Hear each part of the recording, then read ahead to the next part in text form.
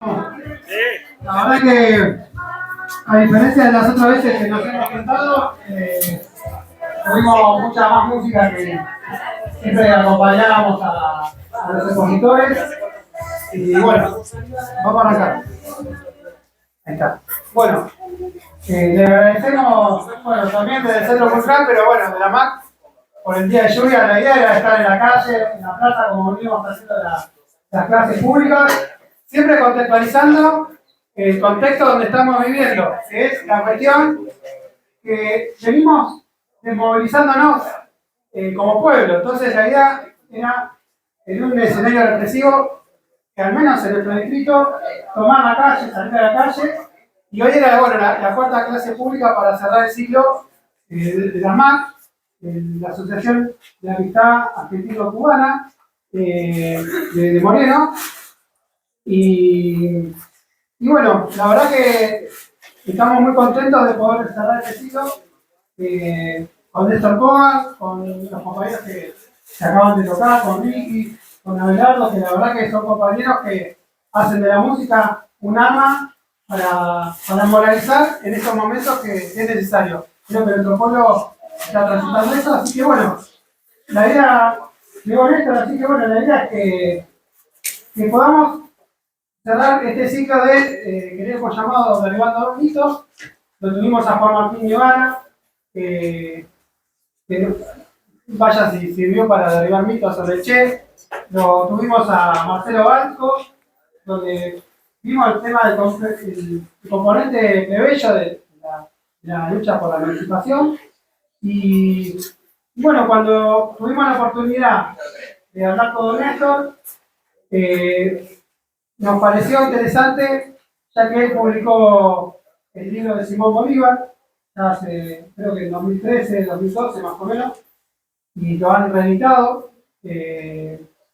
Nos pareció interesante en este contexto hablar de Simón Bolívar, aprender, en mi caso, aprender de Simón Bolívar, porque siempre estuvimos más estudiando San Martín o otras cosas. Y bueno, tratar de hacer ese ejercicio de reconstruir nuestra historia, nuestra identidad, en momentos donde la juventud, la sociedad está muy alejada de eso, ¿no? Hoy el imperialismo, a través de medios muy sofisticados, con la tecnología de punta, como son las redes sociales, la cuestión de hasta los videojuegos, ahí lo que le repartieron es el prólogo nuevo del libro de Simón Bolívar, escrito por Abel Prieto, que fue presidente de la Casa de las Américas. Y viene, yo lo vengo siguiendo y viene reflexionando mucho del ascenso de la nueva derecha, del ascenso del neofascismo, y encuentra en la juventud un campo abierto para esas ideas racistas, fascistas, y analiza hasta los videojuegos como a nuestros hijos, a las nuevas generaciones les muestran la historia de una mirada civilizatoria. Y bueno, creo que con el ciclo salimos a la palestra para contrarrestar esa bajada de fascista, y creo que ojalá que hoy, bueno, hagamos un pasito más con la charla con Néstor. Así que bueno, Néstor, te invitamos a la mesa para que intervenga. Un aplauso para los compañeros.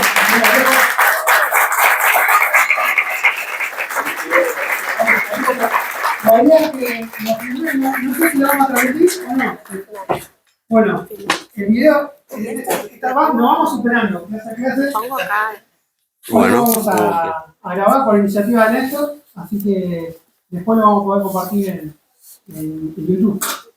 Así que bueno, no sé, el día si querés contar algo más a más un poquito, para que no. Porque hay muchos compañeros que no vinieron a otras clases. Día, para que no quede descolgado Néstor. Yo mientras me acomodo. Y bueno, un aplauso para todos los que están acá también.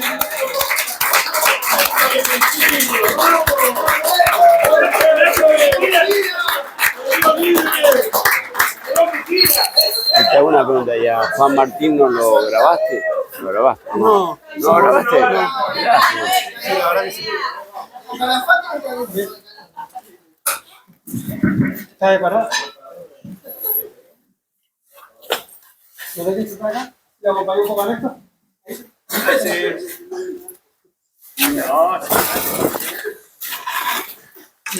¿Cómo estás? Mucho gusto. Tiene raíz así por las marchas. La marcha de los viejos, que nos cuesta bastante a los jubilados. Bueno, primero agradecer a todos los vecinos, vecinas, compañeros, compañeras que están acá, haciéndonos el aguante, porque bueno, se nos retrasó un poquito, pero estamos felices de que los compañeros artistas nos han deleitado muchísimo con letras que nos animamos hasta cantar, ¿o no? Bueno, nuestra lucha tiene que ser también con alegría. Yo lo viví en los 70, nuestras peñas eran con alegría, con optimismo. Bueno, porque si no tuviéramos optimismo y no tuviéramos sueños, y no estaríamos en la lucha, porque entonces queremos cambiar esta sociedad, y si es posible el mundo, ¿no? Bueno, son grandes aspiraciones, que no nos bajamos de eso. Seguimos pensando, aunque andemos a veces medio rengo, a veces medio que no nos vemos bien, pero seguimos en esa lucha. Eso se demuestra los miércoles. Cuando en Congreso vamos los más viejos, que somos los jóvenes de los 70. Siempre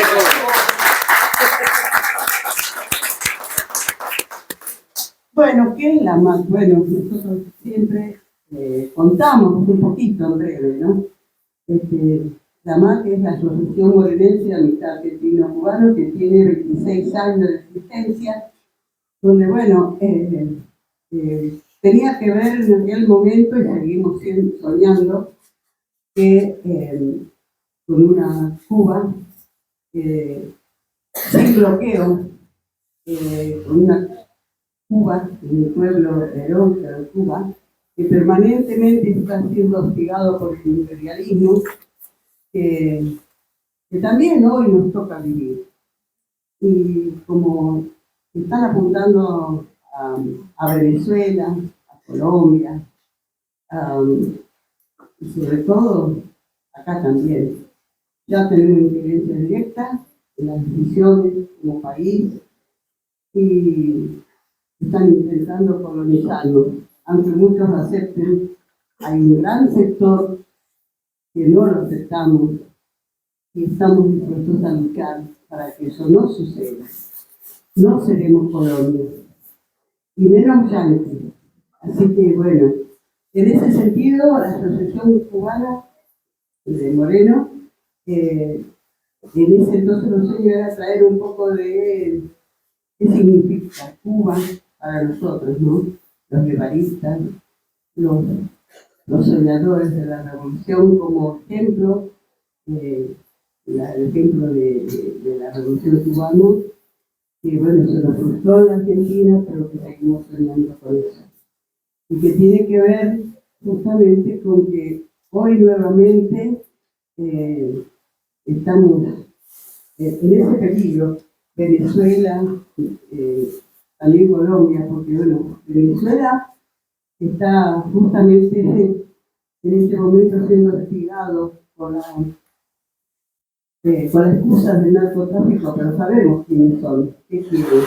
Y si no, tenemos a Palestina, Gaza, que ellos, los Estados Unidos, Israel, que es lo mismo, los sionistas, atacan permanentemente a los pueblos que quieren ser libres de ellos, que tienen otra mirada, que tienen otras pretensiones. Y bueno, en ese sentido, nosotros en la MAC siempre defendemos la Revolución Cubana como ejemplo de humanidad y hemos logrado durante estos 26 años el objetivo de promover, hacer conocer la cultura, los sueños y los ideales del pueblo norte de Cuba. Y cada vez que ha sido atacado su embajada, estamos ahí siempre, firmes, defendiendo a nuestra hermana Cuba, ¿no? Bueno, estoy medio emocionada. Y bueno, en Moreno, por ejemplo, tuvimos el primer busto del Che en una plaza pública hace bastantes años.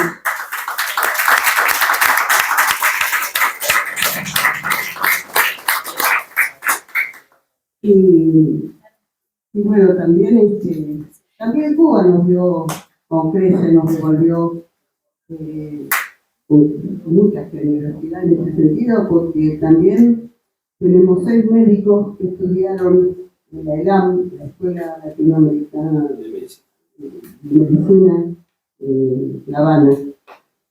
Y son jóvenes de hogares humildes, de gente trabajadora. De no haber sido por la revolución socialista de Cuba, jamás lo hubiera podido lograr. Y es nuestro reconocimiento a Fidel, al Che y a todo el pueblo cubano, que es el ejemplo de resistencia ante los ataques permanentes del imperialismo yanqui.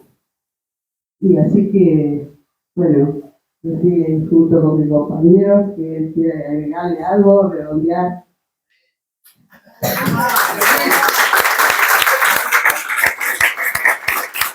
Bueno, más que nada, de la Acción por la Herencia de la Amistad Argentino-Cubana, agradecer la presencia, agradecer la presencia de cada uno, que siempre va dejando algo, y bueno, acá mira, habló Cristina, también tiene que ver con un reconocimiento histórico.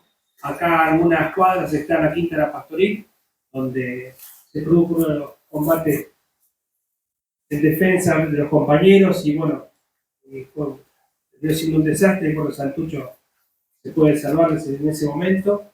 Y bueno, Cristina ya vivía acá en el Cañón, acá en la zona, y también tuvo su participación, como la tuvo también el pueblo en ese momento, para que los compañeros puedan escaparse y seguir combatiendo en otros lugares. Y es muy importante, también Cristina es reconocida dentro de lo que es el movimiento de mujeres como una de las históricas por la valentía y bueno, y estar siempre peleando los espacios de lo que es el feminismo, las diversidades. Y bueno, y cada una de las personas que está acá, Abelardo, donde hay lucha, está la guitarra, y bueno, y así con cada uno de los compañeros y compañeras que sostienen las luchas sindicales, en las escuelas, en las casas, en el barrio, en la salud, en todos los ámbitos. La verdad que es un espacio muy interesante, y la MAC lo que hace es una especie de embajada, juntar y también solidarizarnos con todas las luchas que hay de los pueblos, y en especial el cubano, porque también fue nuestra guía en momentos históricos de que hay otro mundo que es posible, que hay una alternativa al capitalismo, que es el socialismo, y que si tenemos que hablar de uno de los problemas, cuál es el problema real que tiene la sociedad, puede uno hacer análisis de contextos, puede hacer análisis de todo tipo, pero sabemos que la única raíz de este problema es el capitalismo, y contra ello hay que ir. Y estos son los espacios que tenemos. Y bueno, sabemos que las salidas y las soluciones no son individuales, también le pasa a los pueblos. Palestina sabe que lucha y es valiente, pero sin la solidaridad mundial esa lucha no se puede llevar adelante. El pueblo cubano también sabe que es una isla, pero esa isla se transforma en continente de lucha. Y así también queremos recorrer los procesos históricos de San Martín, de Bolívar, de Martí y de tantas Artigas y de tantas personas que han luchado en nuestro continente, y sabemos que siempre supieron que la salida era continental. ¿Sí? Es por eso ese ideario de la Gran Colombia, de la unidad latinoamericana, bueno, siempre tuvo que darse en la lucha frente a los imperios, y bueno, y la salida tuvo que ser siempre continental. Así que no hay medida sin eso, no hay unidad. Y esa unidad también la tenemos que demostrar en esta lucha. Bueno, ya podemos empezar con Néstor, y bueno, un agradecimiento total y un aplauso para ustedes. Gracias por la invitación. Bueno, muchísimas gracias primero por venir, un día que lluvioso, no es muy lindo. Le pido disculpas a la demora, Yo también soy del oeste y he sufrido el Sarmiento toda la vida, pero bueno, ahora está peor que antes, me parece, ¿no? A pesar de las advertencias de Ezequiel, sí, venía a paso de tortuga, por eso el horario, y creo que hubo un descarrilamiento, creo. Así que ahí en Liniers paró un rato largo. Muchísimas gracias a la Asociación de Amistad Argentino-Cubana. Yo personalmente no había venido nunca a esta, conocía otras instancias de solidaridad con Cuba, esta no la conocía, así que muy agradecido.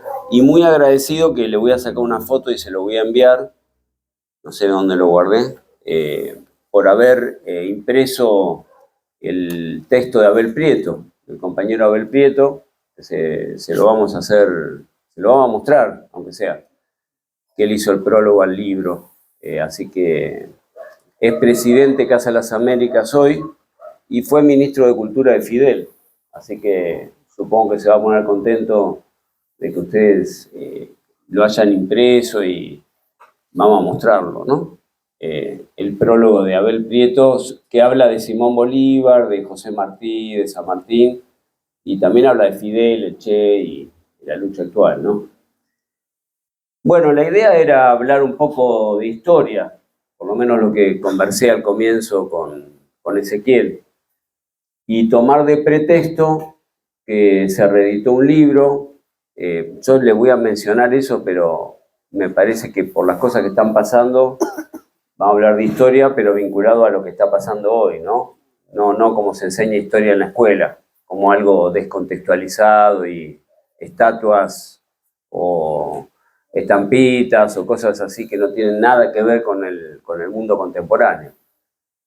El libro que mencionó Ezequiel, que salió hace como 12 años, es este, que lo publicamos en Argentina de manera muy artesanal. Incluso, bueno, esos sellos, algunos existen, otros no existen, pero lo pagamos de nuestro bolsillo, que es Simón Bolívar y nuestra independencia. Este es el libro original. Iba a venir con un apéndice, esto lo cuento como anécdota, de una pequeñísima biografía de San Martín, muy cortita, muy sintética, que toda la vida yo pensé que la había escrito Rodolfo Walsh. Entonces me comuniqué con la hija, que quedó viva, Patricia, y le pedí permiso. ¿Podemos publicar como apéndice el texto que escribió tu papá, Rodolfo Walsh, sobre San Martín? Y a mí me descolocó porque Patricia me dijo, ¿vos estás seguro que lo escribió mi viejo? Y entonces ahí me quedé congelado, porque digo, mirá, figura en un libro que en la tapa está tu papá, el nombre es Rodolfo Walsh, lo había editado, si no recuerdo mal, Ediciones La Urraca, que publicaba hace muchas décadas una revista llamada El Periodista, que agrupaba a toda la izquierda de lo más diversa, ¿no? Y había sacado los papeles de Walsh, Walsh y los cables de la agencia clandestina Ancla, bajo la dictadura, y venía como apéndice una biografía chiquitita de San Martín, brillante, muy buena, que algo vamos a mencionar hoy. Pero a mí me hizo dudar, porque si la propia hija no estaba segura de que ese texto fuera de su papá, de Rodolfo Walsh, bueno, yo decidí finalmente que no se publicara eso, porque si no estábamos seguros que fuera de Walsh, tal vez lo escribieron los compañeros de Walsh.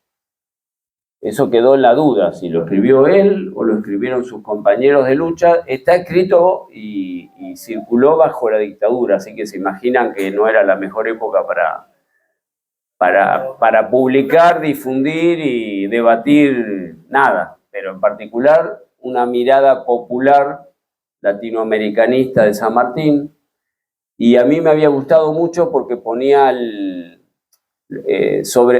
hacía sobresalir, destacaba los puntos en común entre San Martín y Simón Bolívar. Mientras que la historia oficial de nuestro país, yo no podía traer todos los libros, pero bueno, si no se los mostraría. En general, la historia oficial que corresponde a un general del siglo XIX que fue presidente, que fundó el diario La Nación, que sigue existiendo, que tiene un canal de televisión que la gente lo ve mucho, que agrupa a la ultraderecha, ¿no? Toda la vida, el general Mitre.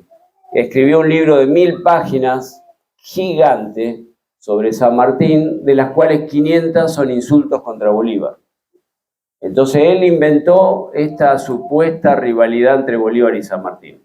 El texto de Rodolfo Walsh, sin mencionarlo a Mitre, porque ni valía la pena, pero ponía el énfasis en la idea absolutamente contraria de que San Martín y Bolívar eran parte de un mismo proyecto. Y esa es nuestra idea, por eso yo quería publicarlo. Pero bueno, como quedó autor anónimo, porque al final no se sabe si es Rodolfo Walsh, si lo redactó un colectivo integrante de la insurgencia a la que pertenecía Rodolfo Walsh, no apareció. Y el libro que se editó este año en Venezuela es Simón Bolívar y nuestra independencia, pero es una versión ampliada de la que publicamos en Argentina. Porque, en primer lugar, le pusieron ilustraciones. Este libro lo pueden descargar gratis de internet, porque Ezequiel me preguntaba si yo tenía ejemplares para vender. No tengo ejemplares para vender, pero se lo pueden descargar si les interesa. Está en una página web, yo ahora les voy a escribir el nombre. Se lo pueden descargar gratis, completo, con los prólogos, con todo. Lo que tiene de nuevo, además, es que tiene dibujos, viene con ilustraciones. Entonces, bueno, lo hace, creo yo, más llevadero. Las ilustraciones las hizo un pintor a quien no conozco. Yo me lo encontré en internet, eso. O sea, los libros que circulan por internet, uno después le pierde el control, ¿no? A ver si logro poner acá el nombre del sitio de internet de donde lo pueden descargar. Este pintor se llama Gustavo Matiz, es colombiano, y yo nunca lo conocí. Cuando publicaron el libro se me acercó un señor, me dijo: mirá, el pintor este vive en Europa, está exiliado, no me acuerdo si vivía en Bélgica, no recuerdo, y por su cuenta se le ocurrió, como es bolivariano, hacerle ilustraciones. Entonces quedó el mismo libro con ilustraciones, pero se le agregó el prólogo de Abel Prieto y de otro compañero más bolivariano. El prólogo de Abel Prieto es el que imprimieron ustedes, este que les acaban de repartir, ¿no? Este es el libro que pueden descargar gratis de internet. La página web, yo no sé si se llega a ver, es www.lahane,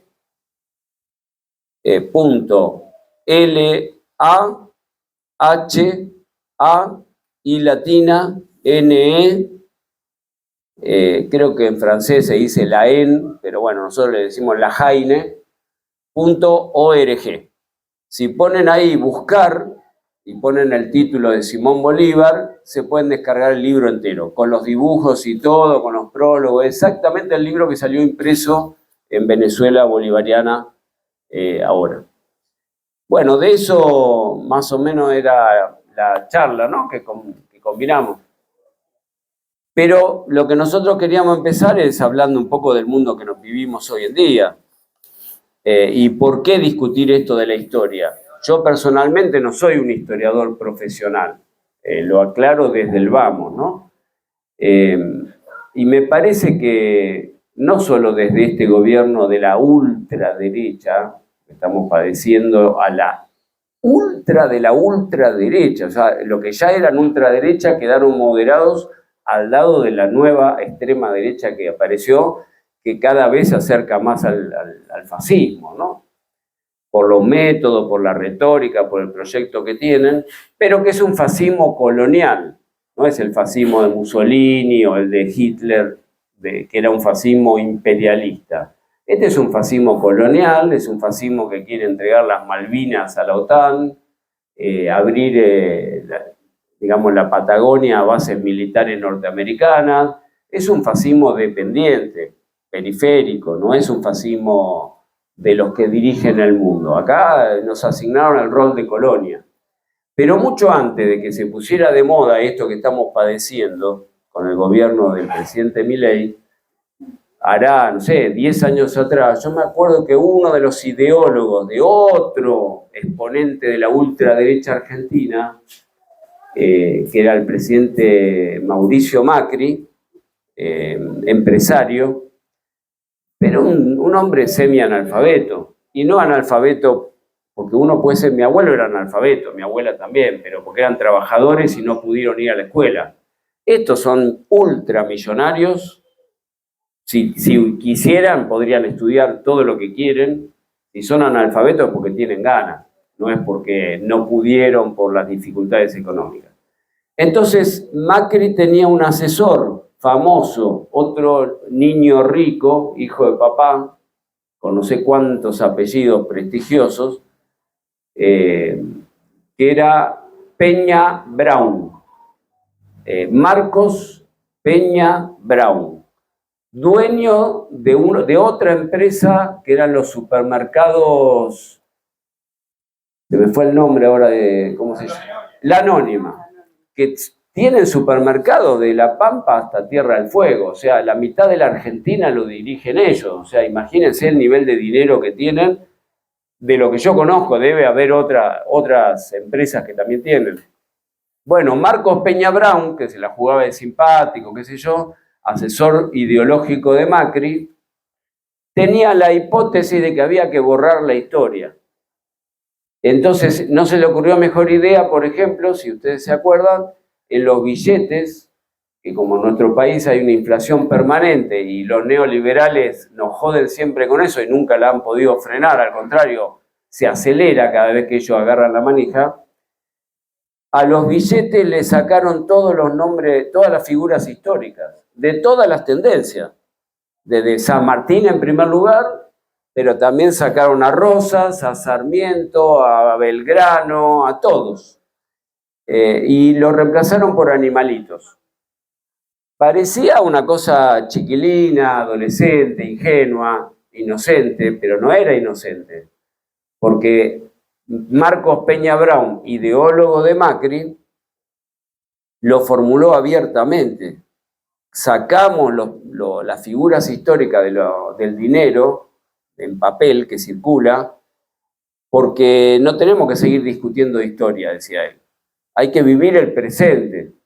Hay que dejar la historia atrás. Incluso llegó a decir que los argentinos y las argentinas tenemos un culto maniático por los muertos. Por eso vivimos hablando de la historia. Un disparate. Lo que querían era borrar la identidad de nuestro pueblo, no saber de dónde venimos, no saber quiénes somos. Por eso la urgencia de borrar a rajatabla la historia, ¿no?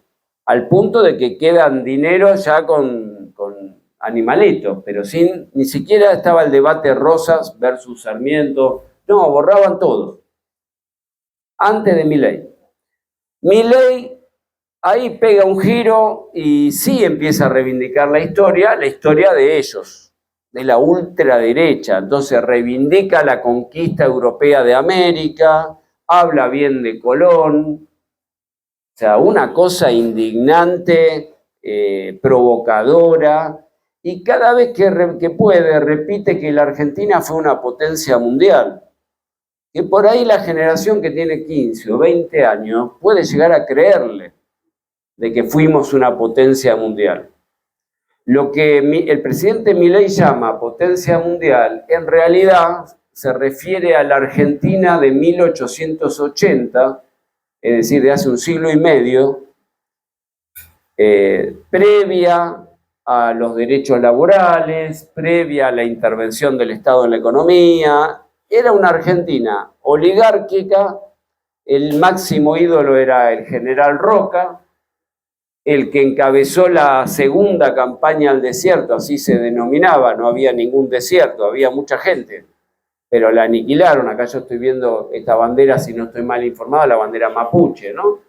Entonces, la supuesta campaña al desierto en realidad era la conquista de los pueblos originarios para robarle la tierra. Eso es lo que reivindica el presidente actual. Y de potencia nuestro país, Argentina, no tenía nada. Era una colonia británica que le enviaba al imperio europeo colonialista carne y granos.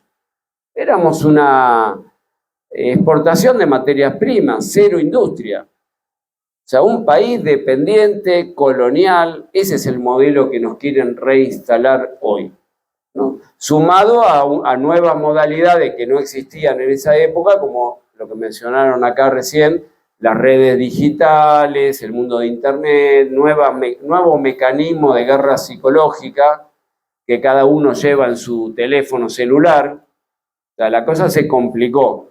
No es idéntica la Argentina a 1880, pero el modelo que tienen en la cabeza es volver para atrás. Y por eso quieren desconocer el proceso mediante el cual la Argentina logró dejar atrás la colonia española. Entonces, el proyecto tanto de Macri como de Milei y de todo el equipo ese económico que viene de la dictadura, no han inventado nada. Desde la época de Martínez de Oz, Álvaro Alzogaray, bueno, todo este equipo, Alberto Venegas Lynch, que se supone que es uno de los maestros de Milei, vienen con esta idea de qué grande Roca, qué bueno que era ser una colonia británica, por eso la obsecuencia con la OTAN. No son anécdotas, no son equivocaciones, tienen un modelo en la cabeza desde hace décadas, y eso es lo que intentan imponer. En el terreno de las ideas eso tiene un nombre, este intento un poco delirante de borrar la historia. Se llamó posmodernismo. Tampoco vamos a profundizar porque no es la idea, pero por lo menos lo quiero mencionar. El posmodernismo es una corriente que nace en Francia, que luego la adoptan los norteamericanos y a partir de ahí la generalizan para todo el planeta. Y una de sus ideas centrales es que hay que dejar atrás la historia. Y hay que hacer la defensa de lo que vivimos hoy como si fuera un presente eterno. En el fondo es una pesadilla que no se acaba nunca. Uno no se puede despertar de la pesadilla y es una pesadilla que se repite una y otra vez. Bueno, eso tiene un nombre. Más allá, Peña Brown puede no existir más o no estar al frente del gobierno, pero la ideología es la misma, ¿no? Es una mezcolanza, es una fusión de la corriente ultra neoliberal, que ellos la adoptan de una corriente que se llama la escuela austríaca, obsesionada por bajar la inflación, pero en realidad la inflación se dispara a lo loco. La mezclan con la nostalgia de la dictadura de Videla y Masera, más el posmodernismo. O sea, hacen un licuado ahí medio indigerible, de mayonesa con dulce de leche, o sea, mezclan cosas muy disparatadas y muy diferentes, fusionan cosas muy heterogéneas, no son coherentes. Pero porque esta gente es pragmática, lo que quiere hacer es acumular capital y convertir a la Argentina definitivamente en una colonia, punto. Pero no se destacan por su coherencia, precisamente. Por eso hacen este híbrido de neofascismo, reivindicación de Videla y de Masera. Ayer creo que hubo un acto político reivindicando a los genocidas, torturadores de la dictadura, mezclados con la escuela económica austríaca, que es la ultraderecha del neoliberalismo. Imagínense cómo piensan. Si ya el neoliberalismo es de derecha, estos están a la recontraderecha de la derecha. Lo critican a Martínez de Oz, el ministro de Economía de la dictadura, por moderado. Imagínate cómo piensan. O sea, si Martínez de Oz es moderado, que privatizó todo, bueno, es el extremismo más loco que puede haber, salpicado con posmodernismo. Bueno, esa comida indigerible, recalentada, es lo que nos quieren vender. Y contra eso es que nosotros escribimos estos libros, para rescatar la historia, pero no para hacer un culto maniático de los muertos del pasado, como nos acusaba este asesor de Macri, sino para tratar de reconstruir la identidad popular. Porque un pueblo, yo recuerdo cuando vino Fidel Castro a la Argentina, hace unos 20 años creo, si no me acuerdo mal, 2004, 21 años, ¿no? En la Facultad de Derecho, que su discurso se podía leer en los diarios, me acuerdo. Y una de las ideas que dijo Fidel, ya era un Fidel grande, ¿no? Ya era un señor mayor, dijo, un pueblo que no tiene autoestima no puede luchar por sus derechos. Y para tener autoestima tenés que saber quién sos. Porque si no tenés identidad, nunca te vas a respetar a vos mismo. Por lo tanto, estás incapacitado para defender lo que te corresponde. Entonces, la idea nuestra no es hacer un libro para debatir con historiadores, profesores, doctores y la cuestión académica. Para nada, no es la idea de estos libros. Sino son libros para tratar de defender la identidad nacional de nuestro pueblo, que es la base de la autoconfianza, de la autoestima, que es la condición, como bien dijo Fidel, yo creo que ahí acertó, pero completamente, para poder luchar por tus derechos. Todos los pueblos que han luchado, hayan ganado o no, tenían identidad propia. Si vos no tenés identidad y no sabés quién sos, nunca te vas a hacer respetar. Porque por eso vamos para buscar la historia hacia atrás, para buscar la identidad, que no es una esencia fija, como nos acusa el posmodernismo. No, la identidad se construye, es histórica, es heterogénea, porque el pueblo argentino no tiene una identidad. Los que buscan la identidad pura en general son fachos. Acá somos mezcla de un montón de culturas, de tradiciones. Acá hubo rebeliones de los pueblos originarios, hubo rebeliones del pueblo que vino esclavizado de África, se mezclaron con las rebeliones de los criollos. Bueno, de todo eso salieron las guerras de independencia. No hay una identidad pura y tampoco tiene ningún sentido buscarla, sino que lo que hay es una identidad heterogénea que se forjó en la lucha, que se forjó en guerras, porque la independencia, a diferencia de lo que dicen algunos libros académicos, no fue un regalito de los europeos. Nadie nos regaló la independencia, se conquistó con la guerra y murió mucha gente peleando por eso. O sea, no fue un picnic, murió mucha gente peleando para poder independizarse, ¿no? Nunca los imperios te regalan la independencia. Por eso es que hoy, como bien mencionó Cristina, se vuelve a vivir un proceso, está bien, diferente, porque hoy hay internet, porque hay nuevas tecnologías, etcétera, pero otra vez los imperios amenazando con las cañoneras como en aquella época. Y entonces, bueno, la gran noticia, entre comillas, de este fin de semana es que el imperio norteamericano decreta, porque por capricho, este señor acusado de ser pederasta, de las cosas más degeneradas que a uno se le puede ocurrir, que no son ideas mías, esto sale en todos los diarios del mundo, este señor que a veces se tiñe el pelo de naranja, a veces no, es todo un payaso, decretó que todos los cielos de Venezuela ahora Venezuela no puede dirigir su propio cielo, lo dirige Estados Unidos, lo cual es una invitación a la guerra. ¿No? Porque pienso yo, si aparece un avión chino o ruso por ahí, ¿qué pasa? No creo que se lo bajen, pero se lo bajan, vamos a la Tercera Guerra Mundial. ¿Y qué es lo que está buscando esta gente? Pero no porque tengan problemas psiquiátricos, sino porque representan a una etapa del capitalismo en crisis. Esa misma amenaza se la hacen a Cuba, como bien dijo Cristina, se la hacen a Colombia, porque Petro le dijo 2, 3 verdades, dijo, ahora vamos por vos también. Ya lo están haciendo en Palestina, bombardearon Irán, bombardearon Yemen. Entonces, bueno, a ver cuántas guerras en paralelo. Es un nivel de locura. Hace meses estuvimos al borde de la Tercera Guerra Mundial, cuando empezaron a bombardear países que tienen bombas atómicas. O sea, uno solo aprieta el botón, nadie queda vivo de ahí. O sea, se acabó el planeta. Se volvió a vivir una crisis como la de 1962, que se conoció como la crisis de los misiles. Bueno, estamos viviendo una etapa, pero más peligrosa ahora todavía.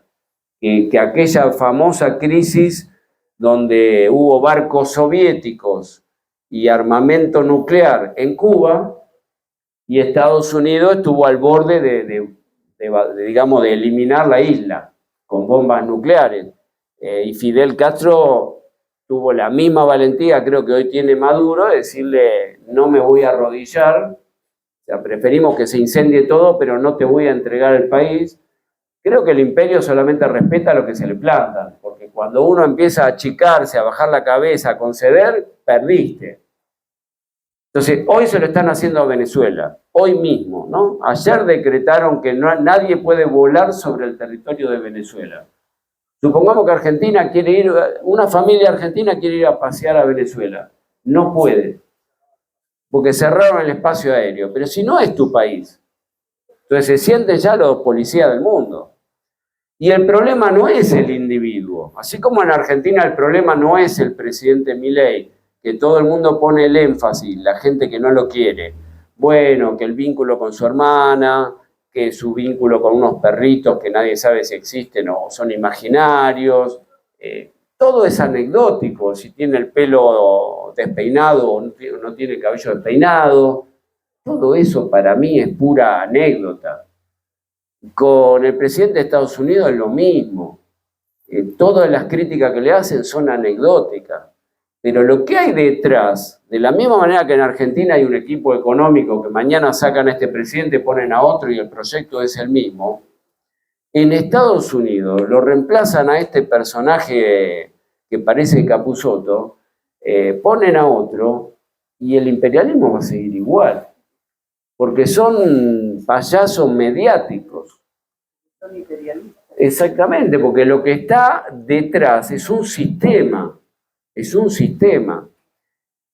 El que lo denunció no era un ultraizquierdista, no era un guerrillero como Mario Roberto Santucho, no era un marxista-leninista, era otro presidente del propio Estados Unidos y de la derecha más derechista, que se llamaba Eisenhower.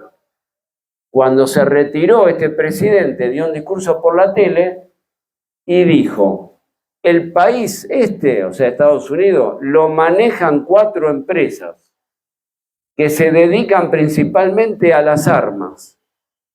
Por eso es que vivimos en guerra permanente. No lo dijo el Che Guevara, no lo dijo Santucho, lo dijo el presidente Eisenhower. Debe estar en internet, si lo busca me imagino que debe estar. Y él le puso un nombre. Acá hay un complejo militar industrial, así lo llamó, que vive de la guerra permanente, que necesita que todos los meses, todos los años haya una guerra nueva, porque viven de vender armas. Necesitan la guerra permanente, entonces cuando no tienen enemigos te lo inventan. Y viven permanentemente construyendo con mecanismos cada vez más sofisticados, que hoy se llaman guerras híbridas, guerra cognitiva. Bueno, son nombres, son nuevos nombres, pero para procesos que ya existían. Viven inventando monstruos y a continuación te invaden los países para quedarse con los recursos naturales. El Comando Sur de Estados Unidos, su anterior jefa, que se llamaba Laura Richardson, creo, lo dijo abiertamente. En Argentina, Chile y Bolivia hay litio. Es nuestro. Lo dijo así directamente. En Brasil está el Amazonas. Es nuestro. Hay biodiversidad. Es nuestra. O sea, todo lo que sea riquezas naturales es de Estados Unidos. Parece el discurso de un drogado o de un borracho, pero no, te lo está diciendo gente que tiene un poder con decenas de miles de soldados, con armamento de lo más sofisticado, armamento de nuclear para arriba, y para quedarse con esos recursos naturales es que viven armando estas guerras inventadas, estas guerras artificiales. Después que invaden un país, que se quedan con el petróleo, que se quedan con las tierras raras, que se quedan con el gas, etcétera, Después, al año, sale la noticia de que era falso el pretexto que tenía. Entonces, primero me acuerdo en la guerra de Irak, que los más jóvenes seguro que no se acuerdan, los que tienen más edad seguro que sí, nos inundaron la televisión y los diarios con un patito manchado de petróleo, me acuerdo.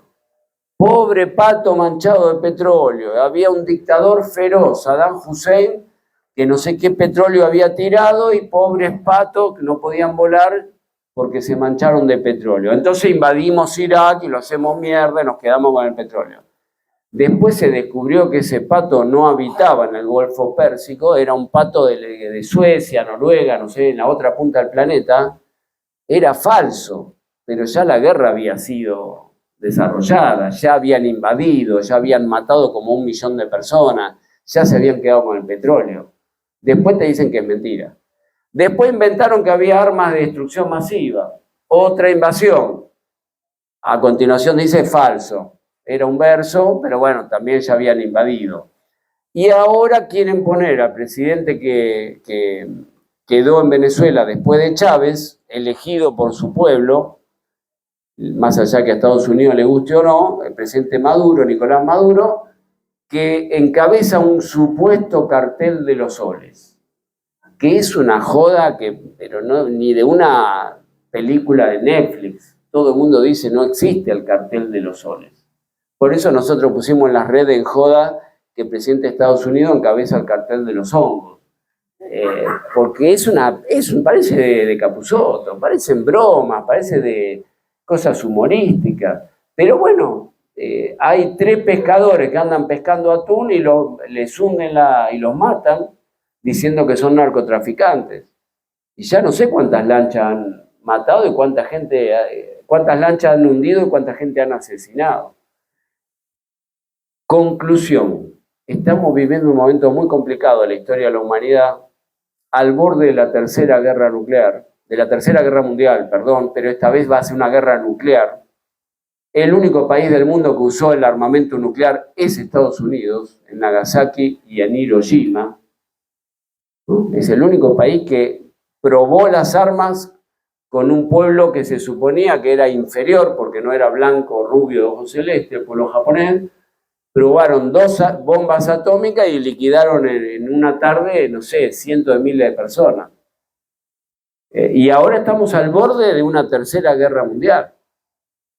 Y eso sucede no porque el presidente Donald Trump sea malo, o el presidente argentino tenga problemas psicológicos, o el presidente de Israel lo acaban de acusar de corrupción y pidió que lo indulten. No dijo soy inocente, pido el indulto.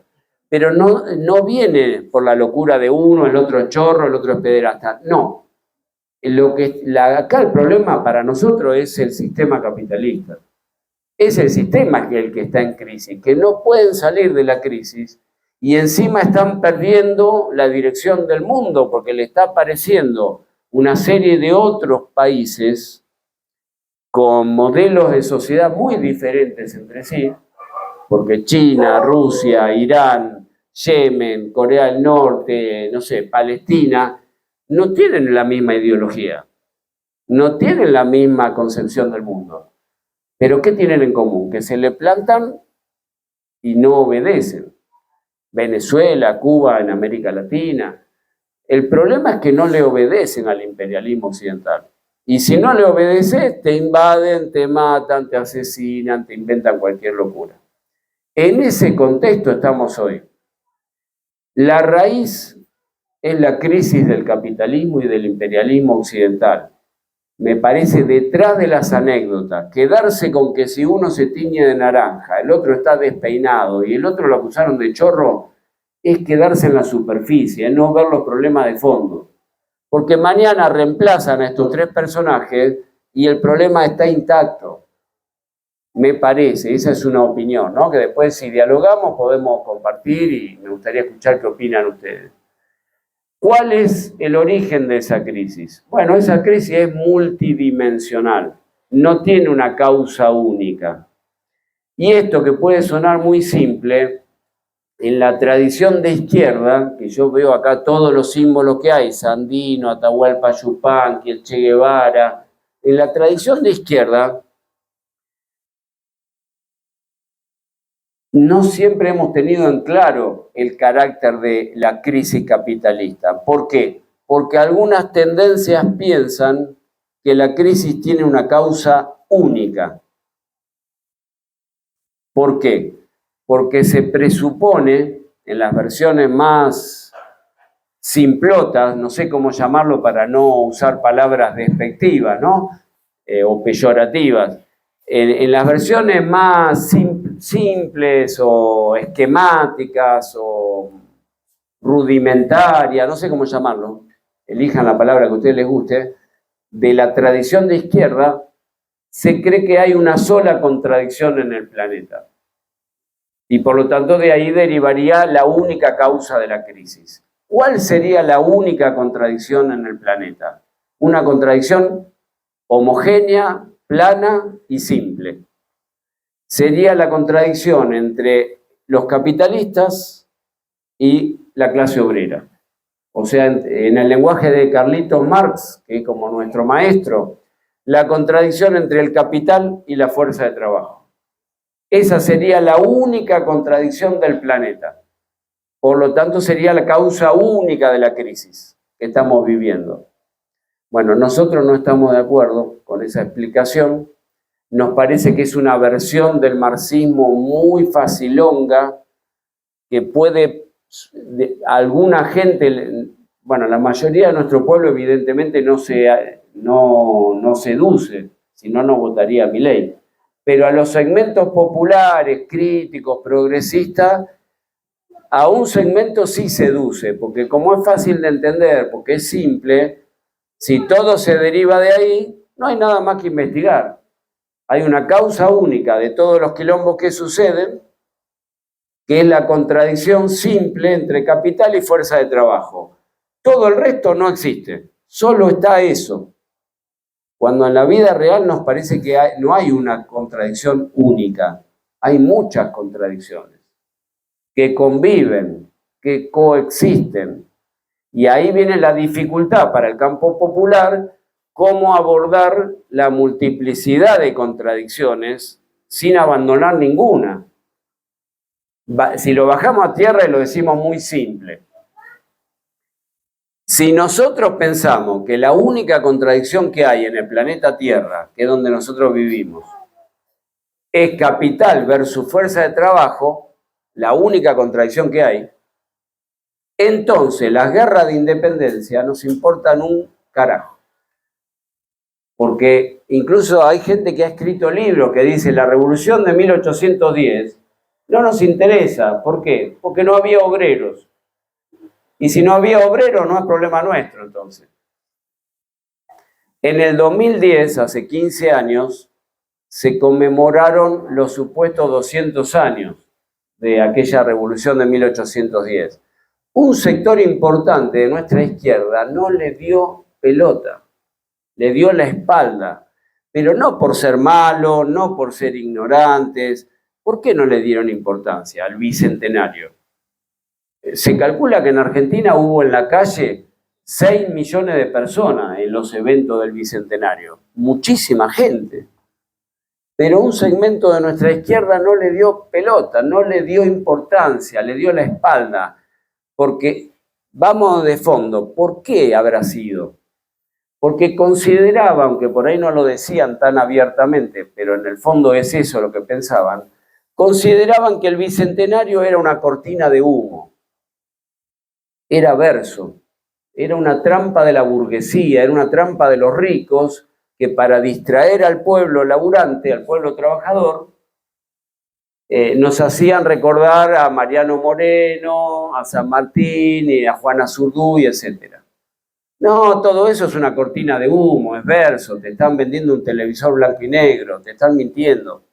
Entonces no hay que darle pelota al bicentenario, no hay que darle bolas a Martín, a Bolívar, a Juana Zurduy. Todo eso es humo, todo eso es pretexto, todo eso es un engaño de la burguesía. Uno lo escucha y parece muy zurdo, ¿no? muy izquierdista, pero si uno se pone a pensar, es una mirada muy simplista de las cosas.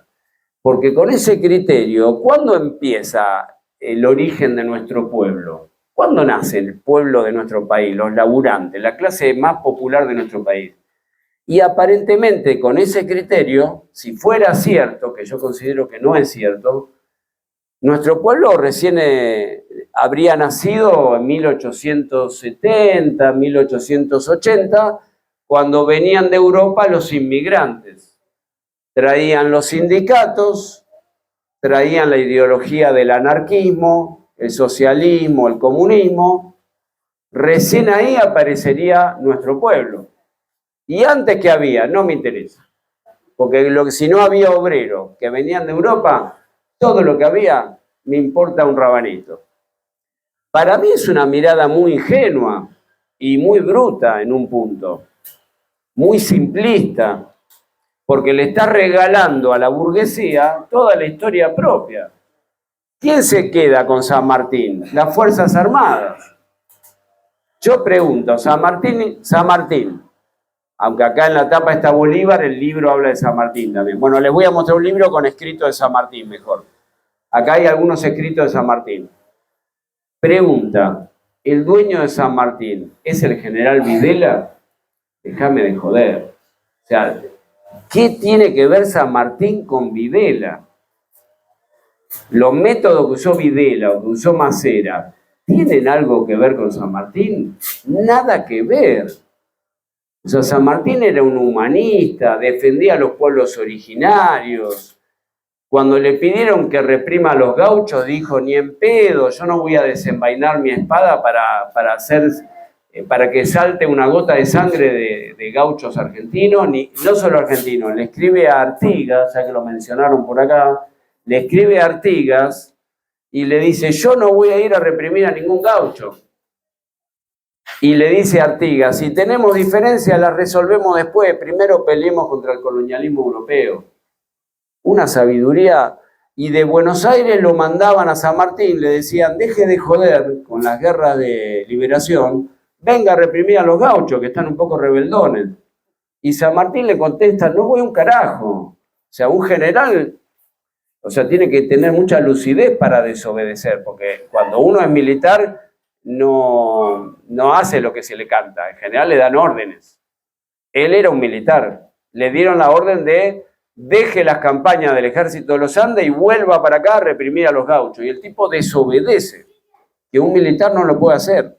San Martín desobedeció y dijo, yo no voy a reprimir gauchos. A mí me dieron los fierros, las armas, para pelear contra el colonialismo europeo. Y voy a pelear contra el colonialismo europeo. Cuando termino esto, me voy a la mierda. Pero no voy a reprimir gauchos y no voy a reprimir a pueblos originarios. Entonces hay un montón de testimonios que ponemos en el libro, como en esa época no se podía grabar, porque no había tecnología, pero bueno, hay historias orales de testigos que estuvieron presentes, que cuando San Martín cruzó la cordillera, estas montañas tan altas, que son de las más altas del mundo, antes de cruzar la cordillera, se reunió con caciques, mapuches y tehuelches. Hay testigos de eso, que han dejado el testimonio, y acá nosotros citamos los libros donde está el testimonio de esos testigos, y San Martín le dice a los pueblos originarios, ustedes son los dueños de este país. Entonces yo les pido permiso para pasar por los territorios de ustedes, cruzar las montañas, ir a Chile a pelear contra los colonialistas europeos. Pero ustedes son los dueños, por eso les pido permiso. Fíjense qué tiene que ver con Videla y con Macera, ¿no? La antítesis. Entonces le vamos a regalar a San Martín, a la sociedad rural de los chetos, a la burguesía argentina, a las Fuerzas Armadas genocidas. San Martín es de ellos. Hay libros que incluso sostienen, habría que discutir, esto es una polémica que está abierta todavía, que San Martín de verdad, su verdadera mamá era indígena.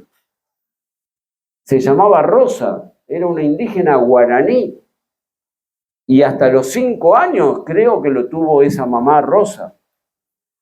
Como en esa época el papá de San Martín era un oligarca, aparentemente, hay un libro entero que intenta demostrar esto, se llamaba Alvear, y tenían en esa época la oligarquía hijos, entre comillas, extramatrimoniales. Tenían su familia oficial y tenían hijos por fuera del matrimonio. Por lo general con las esclavas o con las sirvientas, en ese caso con una señora guaraní, que era una mujer indígena. Aparentemente San Martín es un hijo ilegítimo, entre comillas, es decir, extramatrimonial, de papá oligarca y de mamá indígena. Bueno, cuando cumple 4 o 5 años, no recuerdo exacto, se lo dan a una familia de españoles que se llamaba San Martín y luego se lo llevan a España. No ve más a su mamá indígena. Pero hasta hay muchos testimonios de que el San Martín que nos han contado a nosotros no tenía la piel blanca como te lo pintan en la escuela. Por eso los españoles, para insultarlo y bardearlo y boludearlo, le decían tenés cara de indio, tenés la piel oscura y un montón de insultos de aquella época, pero que daban cuenta de que él no era blanco. Y hay cartas donde él escribe a unos caciques, con todo el respeto del mundo, le dice, yo también soy indio. Confíen en mí porque yo voy a pelear contra los españoles, que son los que los han jodido toda la vida, porque yo, le dice así, queridos paisanos, paisanos. En esa época paisano se le dice a un igual. Y explícitamente San Martín en esa correspondencia le dice, yo también soy indio. Bueno, se armó un quilombo, se armó un conflicto, que hasta creo que al autor le hicieron un juicio. ¿Cómo el padre de la patria va a ser hijo de indígenas? Porque no, tiene que ser un blanco de origen europeo, que es lo que siempre han dibujado, ¿no? Entonces, para no ser tan disperso, lo que vivimos hoy es la crisis del capitalismo mundial. El origen de esa crisis es múltiple. ¿Por qué es múltiple? Porque no hay una causa única. ¿Por qué no hay una causa única? Porque hay muchas contradicciones al mismo tiempo. La única contradicción no es capital versus fuerza de trabajo. Hay otras contradicciones, muchas, pero la principal que está junto a capital versus fuerza de trabajo es el imperio contra los pueblos coloniales, contra los pueblos sometidos.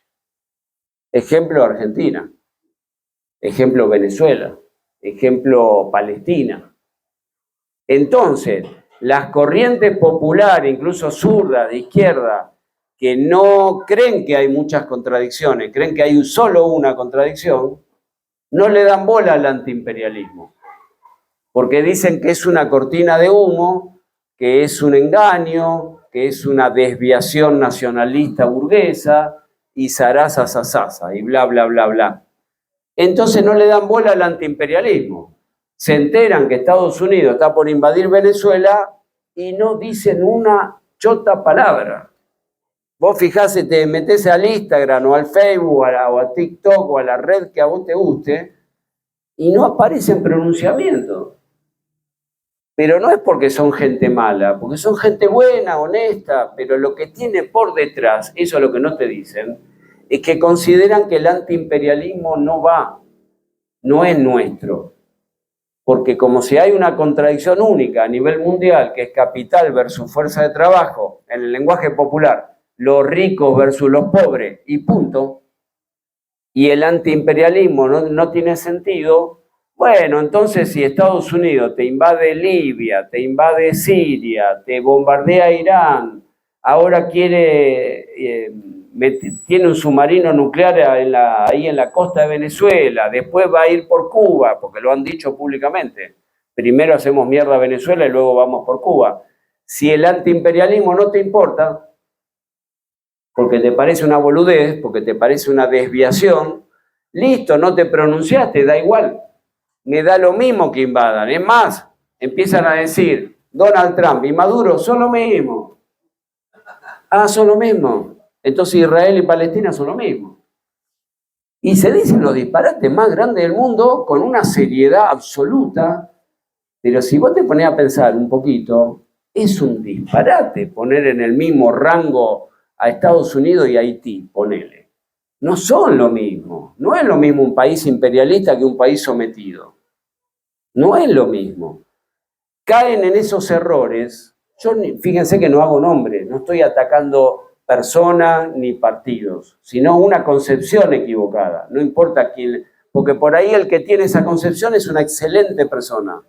Honesta, luchadora, peleadora, está en todas las peleas, no, nunca tocó un billete de más, tiene las manos limpias, excelente gente, pero con una concepción que está un poquito equivocada, porque si no le das bola al antiimperialismo, claro, te resulta indiferente, si mañana invaden Cuba, te da igual. Y lo dicen por la tele, porque más de una vez van a la tele, van mucho a la tele. Yo que soy medio viejo, antes la izquierda jamás pisaba la tele. No, la gente más grande se acordará. Jamás llevaban un zurdo a la tele, o una zurda. No, jamás veías a nadie de izquierda en la tele. Ahora los ves todos los días en la tele. Bueno, pero para estar todos los días en la tele hay que pagar un peaje, ¿eh? Hay que ser moderado, hay que ser tranquilito, no hay que armar quilombo, hay que sonreír todo el tiempo.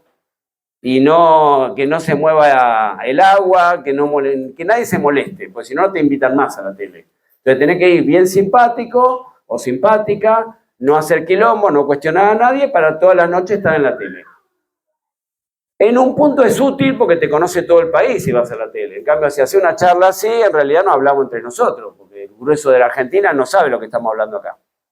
Entonces es verdad que tiene una ventaja ir a la tele, pero también tiene una desventaja enorme, porque vos tenés que, voy a usar el viejo lenguaje, hay que bajarse los pantalones, o sea, te tenés que humillar, no podés decir la verdad porque no te invitan más, y entre otras cosas tenés que terminar diciendo, bueno, Díaz-Canel y Donald Trump, Nicolás Maduro y Donald Trump son lo mismo. Entonces, si atacan Venezuela o Cuba, me da igual. Yo me limito a la lucha sindical. Vamos a defender a los laburantes del Garraham o de lo que sea, que está perfecto. Pero nunca me voy a pronunciar cuando atacan a un pueblo sometido, porque implicaría tener una posición no solo clasista, sino también antiimperialista. Yo creo que hay que tener las dos posiciones al mismo tiempo. No se puede separar la lucha contra los ricos de la lucha antiimperialista. Es la misma lucha. Separarlo es muy artificial y el sistema te obliga a eso, porque si vos vas a la tele y decís vamos con Cuba, vamos con Venezuela, no te invitan nunca más. En cambio, si vos te callás la boca, te hacés el distraído, la distraída, no decís una palabra, es probable que mañana te vuelven a invitar y el martes que viene volvés a estar y vas a estar en la radio y hay un streaming y te llevan al programa de streaming. Claro, pero ¿a costa de qué? De que no podés pronunciar la palabra socialismo, no podés pronunciar la palabra antiimperialismo, no podés criticar a los yanquis. Bueno, el precio es bastante caro, ¿no? Por ahí ganás 2, 3 diputados, pero ¿a costa de qué? ¿A costa de qué? Entonces, y no es mala gente, yo no estoy acusando a nadie, ¿eh? Vuelvo a decir, honestidad absoluta. Estoy seguro que nunca afanaron, son gente muy buena, son gente honesta, acompañan todas las luchas, pero ven como yo, no ven dos en un burro. Cuando ves un submarino nuclear que está por bombardear a un pueblo sometido, no decís una palabra. ¿Te parece lo mismo el imperialismo norteamericano que un pueblo del tercer mundo? Dejate de joder. Eso lo puede decir alguien ignorante, pero esta gente no es ignorante. Te dicen, pero Maduro no mostró las actas. Sí, bueno, esa... Pero pará, es una excusa. Y yo le contesto, si yo tuviera el ejército de mi lado, minga que le muestro al enemigo las actas. ¿De qué actas? Pero ¿no te sorprende, Cristina, que cuando tienen una flota pero peor que la que tenía Hitler, con submarinos nucleares, que te dice, te voy a invadir y voy a matar hasta el último pibe de este país. Y un sector de izquierda dice, yo quiero que me muestren, o sea, parecen abogados liberales en defensa del orden jurídico, pero ¿cómo? ¿No eras marxista? Y no quiero profundizar para no hacer lío, pero si tu ídolo fundó el Ejército Rojo, ¿no? Y que no era precisamente con Saumerio y Silvio Rodríguez que lo fundó, porque ese Ejército Rojo se limpió a cuánta gente. A ver, entonces si tu ídolo es el que funda el Ejército Rojo de Lenin, que ganó la guerra civil, ¿a cuántos se limpiaron para ganar esa guerra civil? O sea, ¿cuánta gente tuvieron que fusilar? Incluso llegaron a fusilar anarquistas. Esa es la historia real.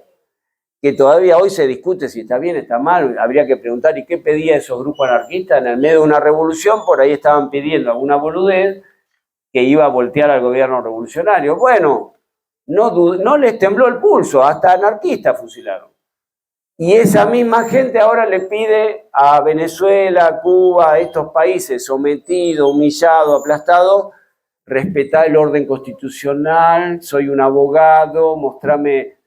Bueno, me parece casi de Capusotto, fuera de joda. O sea, el pobre Capusotto se quedó sin laburo porque la realidad lo superó.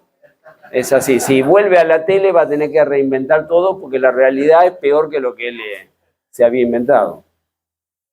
Bueno, para cerrar y poder dialogar, ¿qué tienen en común San Martín y Bolívar? A diferencia de lo que dice la historiografía, las visiones de la historia de nuestra primaria, incluso yo me acuerdo, porque tenía una novia con una nena muy chiquita, que yo me comí paca, todo me lo tuve que ver, que era un programa para chicos, y había un buen programa que era el de Samba, un nenito del pueblo, de piel oscura, que era una idea muy piola, no basta de que siempre son todos rubios, ojos celestes. El racismo acá está muy presente. Cuando dicen que Argentina no es racista, dejate de joder. No, bueno, muy buena idea que el protagonista sea un pibe, un nene, morochito, samba. Y yo me vi todo samba completo, pero cuando hubo un programa de samba, no sé si ustedes lo llegaron a ver, la gente que tiene hijos únicamente lo debe haber visto, había un programa que aparecía Bolívar. Yo dije, a ver cómo lo tratan a Bolívar, lo tratan como un pelotudo. Lo ponen a Bolívar como un tipo frívolo, como si fuera, con todo respeto, ¿no? Taylor Swift o estos cantantes pop, le ponen a Bolívar con corazones fucsia, anteojos con corazones fucsia, bailando como una estrella del pop, o sea, una caricatura. Yo dije, pero hasta en Samba, que se supone, no me acuerdo cómo era la serie, ¿cómo se llamaba la de Samba? ¿Eh? Bueno, fíjense si lo encuentran. Bolívar aparece ahí ridiculizado. San Martín, ¿cómo? Es un show. Es el show de San Martín por un lado, Bolívar por el otro. Y San Martín como un superhéroe, porque aparece machote, grandote y todo así, simpático y buena onda, y Bolívar un payaso.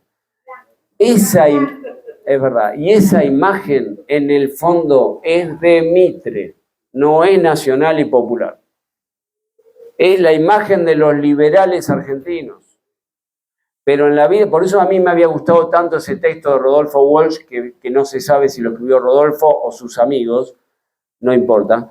Pero yo creo, hoy en día estoy convencido, que San Martín y Bolívar eran dos brazos de una misma lucha. Por algo San Martín, cuando se exilió en Europa, en Francia, en esa época no había pósters, no estaban todas las imágenes que tenemos hoy, había pinturas. En su casa tenía 3 pinturas de Bolívar y las tuvo 25 años. En el dormitorio personal de San Martín, ya viejo, exiliado y viejo, ya enfermo, y ya no podía pelear porque un señor mayor, Siguió teniendo a Bolívar hasta que se murió. ¿Qué persona va a tener en su propio dormitorio la imagen de un enemigo? Un masoquista, un loco.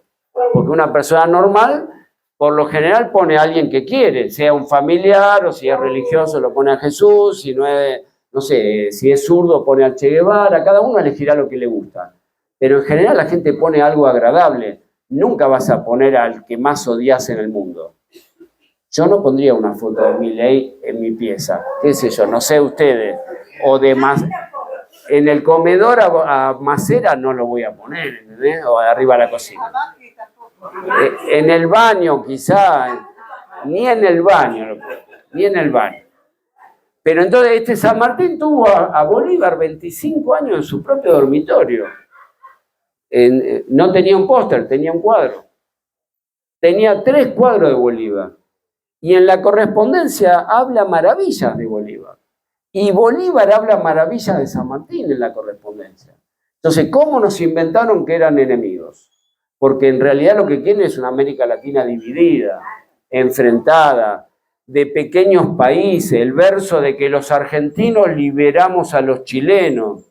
De ahí vienen las peleas contra el enemigo. Odiamos más a los chilenos que a Inglaterra, no me jodas. Cuando en la historia real el ejército de los Andes tenía gente de acá y tenía gente de Chile, todos peleaban en el mismo ejército. Todos peleaban en el mismo ejército. Es mentira ese mito de que Argentina liberó a Chile. No. Así como los chilenos pelearon acá, argentinos peleaban del otro lado. Y Juana Zurduy era indígena. Y tanto Belgrano como Bolívar la nombraron, no me acuerdo si teniente coronela o generala. Y Bolívar la va a visitar personalmente, cuando ya Juana Zurduy era una señora grande que perdió todos sus hijos en la guerra. Y además el ayudante de San Martín, que hay una novela que si se la pueden conseguir se las recomiendo, no es un libro aburrido de historia, es para leer, es divertido, no será una serie, pero es una novela muy llevadera. Se llama La venganza de los patriotas. La venganza de los patriotas. Y la escribió un señor que en otra época era famoso, ahora hace mucho que no lo veo por ningún lado, que era un viejo amigo, Miguel Bonazo, no sé si escucharon hablar de él. Bueno, en otra época era muy célebre, ahora hace mucho que yo no lo veo, pero él escribió esa novela muy buena. Y a mí me la regaló y me dijo una frase, pasa que no sé si... Bueno, lo voy a decir porque no tiene nada de malo, ¿no? Me dijo, ¿vos leíste El general en su laberinto de García Márquez? Que es un escritor famosísimo, como el que escribe más lindo en el continente, ¿no? García Márquez. Y tiene una novela sobre los últimos días de Bolívar, El general en su laberinto, que en realidad es un cuento de Álvaro Mutis, que Álvaro Mutis, otro escritor, le dijo a García Márquez, mira, yo no voy a escribir un libro, pero escribí un cuento. Te regalo la idea, hacete vos el libro que escribís también. Y García Márquez escribió El general en su laberinto, sobre los últimos días de Bolívar. Bueno, Bonazo me acuerdo cuando me regaló ese libro, La venganza de los patriotas, me dijo, ¿vos leíste El general en su laberinto de García Márquez? Sí. Este es mejor, me dijo. Yo dije, acá le salió el argentino. Acá esto es poca humildad. ¿Cómo que es una novela mejor que la de García Márquez? Muy argentino esto. Muy porteño, te diría. Pero ¿sabés que después de leerla? Dije, no exageraba, porque está buenísima la novela. Es muy buena, por eso se la recomiendo. Y el protagonista central, les digo como gancho, ya que en la tele siempre ponen al sexo como gancho para que el gran público mire las cosas, hasta describe una relación sexual de San Martín, que se anima a bajarlo del pedestal y como un tipo común y silvestre que hace el amor como cualquier persona común y silvestre de nuestro pueblo. Se anima con eso, ¿no? Al padre de la patria, que siempre es un santo, no, lo pone como una persona común. Hasta incluso se anima a describir una relación sexual de San Martín. Pero es muy buena la novela. Y el protagonista es Bernardo de Monteagudo, que además tenía la piel oscura también. no era ningún blanquito, era mulato, ayudante de San Martín, y una vez que San Martín se retira, pasa a ser ayudante de Bolívar. Entonces ahí está el nexo directo entre Bolívar y San Martín. La mano derecha de San Martín en el Perú, luego pasa a ser la mano derecha de Bolívar. Eran o no parte del mismo proyecto, eran el mismo proyecto. Y a Monteagudo se le ocurrió, porque escribió un texto, no me acuerdo de memoria, en esa época los libros tenían, no sé, como 20 palabras para un título, pero la idea de una federación de todos los países de América Latina. Es una idea de Monteagudo, que después la toma Bolívar, y Bolívar la lleva a la práctica y hace un congreso en 1826, que el año que viene, en un mes, se cumplen 200 años. Sería una buena idea retomar eso. El Congreso de Panamá, Congreso anfictiónico, le llamó, una palabra difícil, pero era un congreso donde nos podíamos juntar todos los países de América Latina para tratar a ver si podemos lograr ser un mismo país confederado. O sea, muchos países unidos. Nada diferente de lo que pasa en Europa, porque en Europa está la Unión Europea, donde hay 20 países, pero todos tienen una moneda única que se llama euro, todos tienen autoridades en común. Estados Unidos es un país recontra heterogéneo y gigante, pero también está unido, por eso se llama Estados Unidos, porque son un montón unidos. Pregunta, ¿y por qué América Latina no puede hacer lo mismo? Y tener una unidad desde México hasta la Patagonia. Bueno, esa era la idea de Bolívar y la idea de Monteagudo.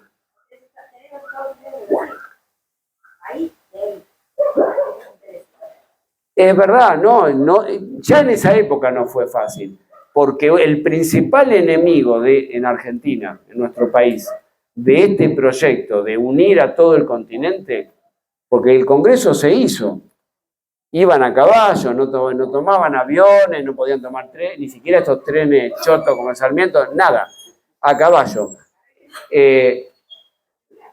¿Por qué fracasó ese Congreso? ¿Cómo terminó? O sea, ¿salió bien? ¿Somos una sola nación desde México hasta acá? No, somos 20 republiquetas bananeras. ¿Por qué no salió bien? Porque había traidores adentro, como siempre, que invitaron a Estados Unidos y a Inglaterra. Una joda, si vos querés unir el continente, no invités a Estados Unidos e Inglaterra porque te lo van a dividir y a explotar. Bueno, en Colombia el gran adversario de Bolívar se llamaba Santander. En Netflix hay una miniserie, no sé si la vieron, sobre Bolívar, que es divertida, parece una novela, porque se concentra más en sus historias de amor que en la política. Parece una novela. Y es entretenida, ¿eh? Amigas mías lo han visto, que les importa un pepino la historia, pero se divierten. Pero lo ponen simpático a Santander.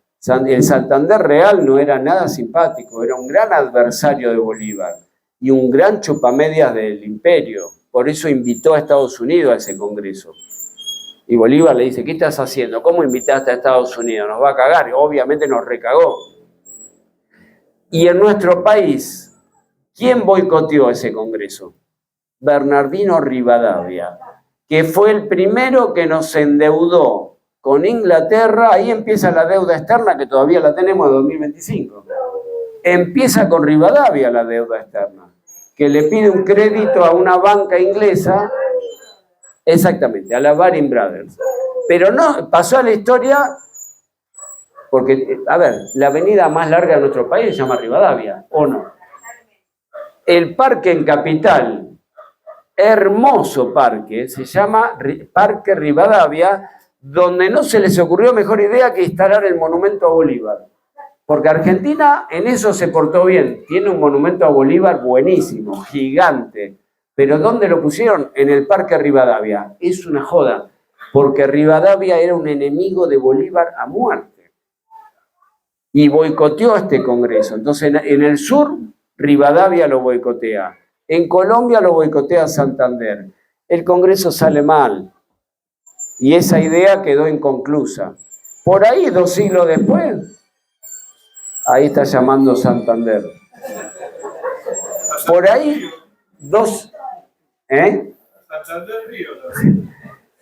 por ahí 2 siglos después, estaría bueno recordar aquel congreso y reactualizarlo, porque la idea de San Martín y Bolívar no era solo independizarnos del colonialismo, sino integrar a todos los países. Acuérdense que bajo España y Portugal, sobre todo bajo España, nosotros éramos 4 virreinatos. 4.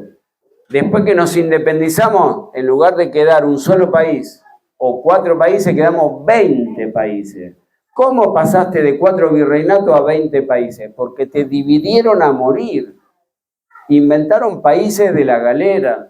Panamá, con todo respeto del mundo, es un invento yanqui, porque era Colombia, pero como tuvo la mala suerte de tener ahí el canal, Estados Unidos dijo, ni en pedo le vamos a dejar el canal a... No, el canal... Exacto. Contra la malaria y los pantanos. Pensaron, el francés que lo hizo, pensó que era como hacer el canal de Suez y cuando se encontró con la jungla y los pantanos y la malaria, perdió tanta cantidad de hombres y tantas inversiones porque ahí se hacían estas piramidales para poder continuarlo. Entonces, cuando no pudieron seguir, lo tuvieron que abandonar. Primero los franceses y después los Pero fíjate que hoy, en 2025, el presidente de Estados Unidos lo quiere retomar. Porque todo pasa por ahí. Bueno, entonces... No. Ahí tratan de este problema de quién se iba a quedar con el canal de Panamá cuando se terminara la concesión. No, cuando se terminara la concesión, que terminaba ahora, terminó hace 2 años. Ya estaban hace 20 años peleándose por quién iba a ser, si Londres o Estados Unidos, porque se iba a quedar con el canal, el control del tráfico marítimo. Bueno, por lo que yo recuerdo, el general Torrijos, que era un general nacionalista, popular, digamos, no sé si era el Che Guevara, pero tenía posiciones antiimperialistas, él trata de conquistar, de recuperar el canal para Panamá. Pero hoy en día quieren volver a quedarse con el canal, ¿no? Pero bueno, Rivadavia y Santander, principales adversarios de ese congreso. Y por último, ¿con qué doctrina teórica? Porque San Martín y Bolívar no eran tiratiros. No era Pablo Escobar o cualquier mafioso que anda a los tiros. Era gente que tenía un pensamiento. Pero además de masones, ¿con qué doctrina ganan esta guerra? Bueno, la aprenden, antes de decirle el nombre de la doctrina. San Martín, ¿dónde la aprendió? O sí, les digo el nombre y después vemos de dónde la tomó cada uno. La doctrina que usaron los dos es la doctrina del pueblo en armas.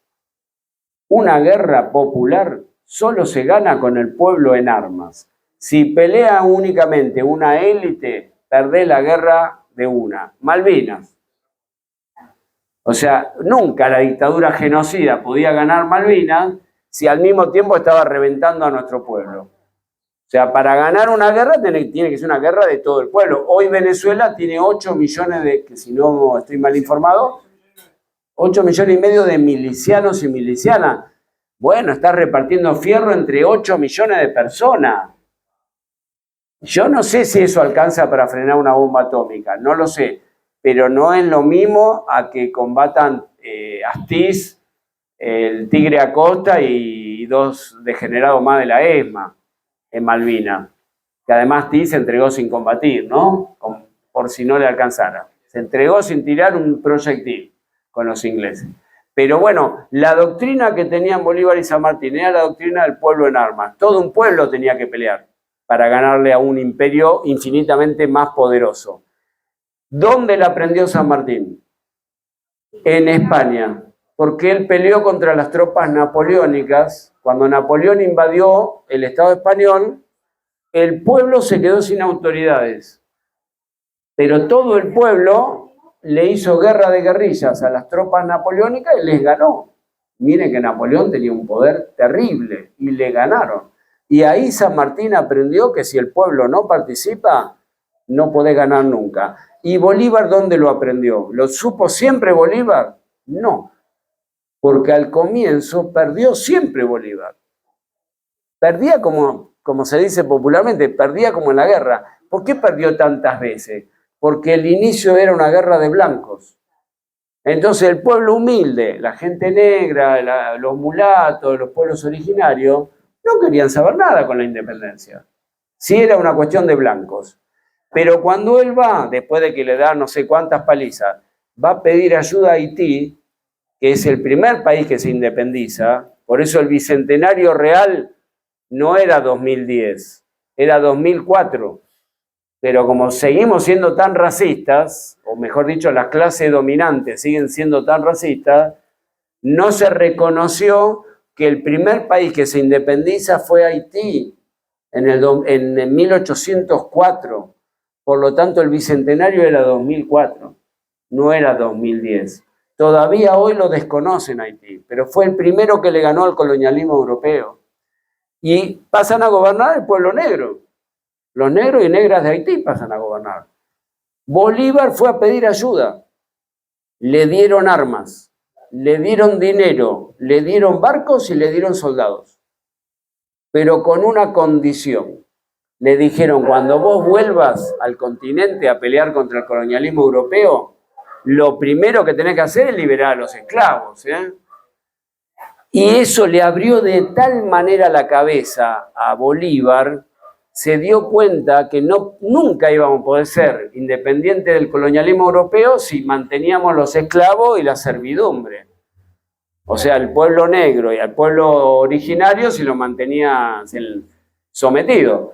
Entonces él decreta, por lo menos a nivel jurídico, después llevarlo a la práctica es todo un tema, pero a nivel jurídico él decreta la libertad de todos los esclavos, pasan a ser libres. Ideas que toma de Haití, y el propio Bolívar en sus cartas dice, nosotros le debemos la independencia al pueblo de Haití. Es el pueblo más sometido del continente hoy, el más pobre, el que peor vive de todo el continente es Haití. Nunca le perdonaron que le ganó al imperio. Napoleón le mandó cientos de miles de soldados y perdieron, o sea, el pueblo que no tenía ni fierro, peleaban con machete y en patas, le ganaron a los franceses. Y Bolívar quedó siempre agradecido. Entonces Bolívar se dio cuenta en Haití que si no liberaba a los pueblos sometidos, iba a perder siempre. Cuando implementa lo que aprende en Haití, la guerra hace así. Porque todos los humildes pasan a pelear en el bando independentista. Gana batalla tras batalla. Ahí se cambia el carácter de la guerra, cuando se transforma en una guerra de todo el pueblo. Y San Martín lo hace en el sur, porque lo había aprendido peleando contra las tropas napoleónicas en España. Entonces, en Perú decreta la libertad de los esclavos. Ustedes no sé si se acordarán de una película de Hollywood sobre Abraham Lincoln, que ponen a Abraham Lincoln como el gran ídolo, porque liberó a la esclavitud, la abolió en 1865, si no recuerdo mal. Pero San Martín y Bolívar lo hicieron medio siglo antes. O sea, nosotros nos adelantamos medio siglo a los yanquis. Y ellos después se autopostulan como que nosotros liberábamos la esclavitud. Mentira. Sí, después existió el Ku Klux Klan. Hasta el día de hoy siguen con el racismo, que a los inmigrantes los separan a las mamás de los pibes. Todavía mataron a este señor que le pusieron la rodilla en el cuello, Floyd creo que era, ¿no? Ahí el racismo sigue hasta hoy allá. Pero San Martín y Bolívar se adelantaron 50 años. Pero el cine yanqui obviamente nunca lo va a reconocer. Yo creo que ese es uno de los elementos en común entre Bolívar y San Martín. Otro elemento en común, y termino con esto, y si quieren dialogamos y intervienen ustedes, dan sus opiniones, me parece que los dos combinaban la guerra regular con la guerra irregular, que es lo que está intentando defenderse Venezuela hoy. Tiene su ejército tradicional, la Fuerza Armada Nacional Bolivariana, pero tiene estos 8 millones de milicianos que si invaden los yanquis van a hacer una guerra irregular de todo el pueblo. San Martín y Bolívar tenían esa doctrina. San Martín la aplicó de la siguiente manera. Decía, el foco colonialista en el sur, ¿dónde estaba? En Perú. Ahí era donde los españoles eran más fuertes. Bueno, yo voy a ir por mar con el ejército regular a darles con todo. Pero por la espalda tiene que haber otra fuerza que no tenía un ejército regular, es decir, tiene que haber una guerra irregular con métodos populares, no con ejércitos disciplinados, que le hacían los indígenas. Juana Zurduy y su esposo Manuel Asensio Padilla, pero también lástima que hoy esos nombres se lo ponen en Barrio Norte a las calles de la gente más rica, pero en la historia real fueron guerrilleros. Güemes en Salta, pero en el Alto Perú estaba Arenales, Warnes, bueno, que eran blancos, pero que se combinaban con Juana Zurduy, Manuel Asensio Padilla, un sacerdote, había un sacerdote, el padre Muñecas, que organizaban guerra de guerrillas con pueblos originarios. En Salta peleaba Güemes, que frenó como 8 invasiones de los españoles. Buenos Aires pudo mantenerse independiente porque lo frenaban en Salta los españoles, con guerra de guerrilla, la guerra de los gauchos. Entonces combinaba la guerra de los gauchos con las guerras indígenas, que eran todas, entre comillas, irregulares, con el ejército convencional del ejército de los Andes. Bolívar en el norte hizo lo mismo. Combinó la guerra de guerrillas de Páez, que era como un gaucho de allá, lo que pasa es que en Venezuela no se le dice gaucho, se le dice llanero, pero es como nuestros gauchos. O sea, nuestros Martín Fierro son los llaneros de allá. Combinaba la guerra de los llaneros, que era guerra de guerrillas, con el ejército libertador, que era el ejército regular. O sea, combinaba distintas formas de lucha. San Martín y Bolívar lo hicieron los dos, en eso estaban en común, por eso se nota que tenían el mismo proyecto. Un siglo antes que Lenin apareciera en escena, porque el gran teórico de que hay que combinar todas las formas de lucha es Lenin. Pero estos dos lo hicieron un siglo antes. Lenin no había nacido ni el padre de Lenin, ni la madre. Y estos dos ya habían implementado esa doctrina de combinar todas las formas de lucha. La regular y la irregular, la legal y la ilegal, la institucional y la clandestina. De todas maneras hay que luchar. No hay que quedarse con una sola manera. Yo creo que es otro punto en común entre Bolívar y San Martín. Bueno, y hay muchos más, pero tampoco quiero hablar 10.000 horas. Termino con esto. Alguien podría decir, a mí qué carajo me importa todo esto, si lo importante es que no llego a fin de mes, que la guita no alcanza, que bueno, todo lo que está pasando, le pegan a la gente, a los abuelos y abuelas los miércoles, destruyen la educación, están haciendo mierda el hospital, le sacan los remedios oncológicos a los enfermos, a los nenes que tienen discapacidades. ¿Qué me importa esto que pasó hace 2 siglos? Pero yo doy la siguiente respuesta. El Pentágono, que son los que dirigen el mundo, y son tipos muy violentos, no son tipos simpáticos ni que andan con saumerio en una plaza hippie, declararon a Bolívar enemigo. Vos decís, pero se murió hace 2 años, 2 siglos, flaco. Lo declaran hoy enemigo. Declararon 3 enemigos. La teología de la liberación, es decir, los curas pobres, los declararon enemigos, en el Pentágono. Antonio Gramsci, es decir, los marxistas, y el tercer enemigo del Pentágono, Bolívar.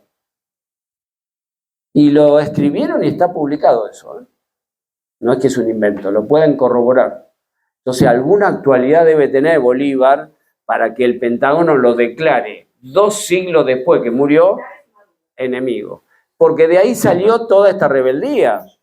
No solo Chávez y Maduro, sino también la rebeldía colombiana.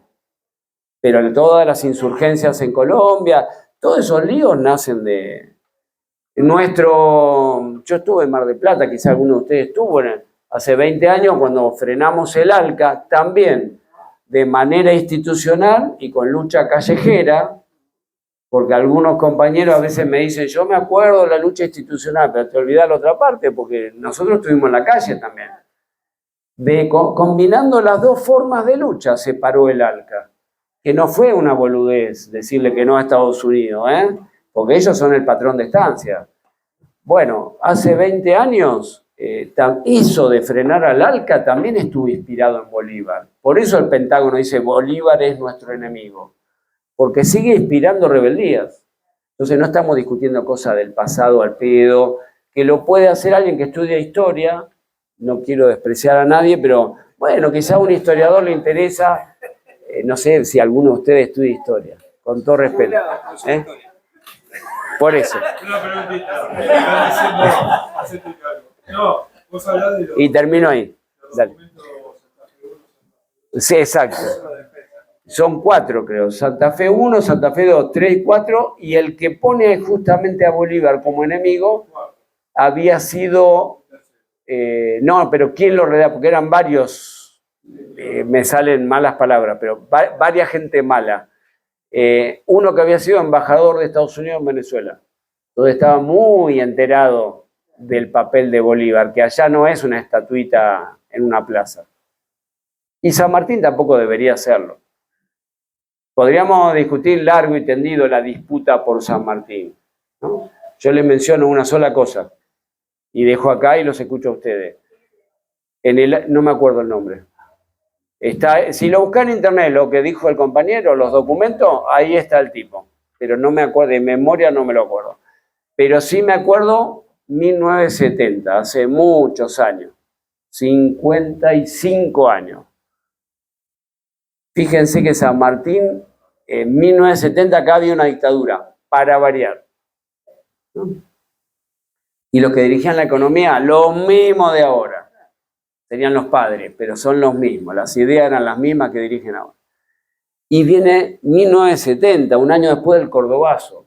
La Argentina era un polvorín, un quilombo. Y viene, oh casualidad, de nuevo, cada vez que hay lío, viene la disputa por la historia. Porque el que maneja la historia maneja el presente y te maneja el futuro. Entonces, en 1970, fíjense que San Martín vuelve a ser fruto del tironeo en Argentina, en nuestro país.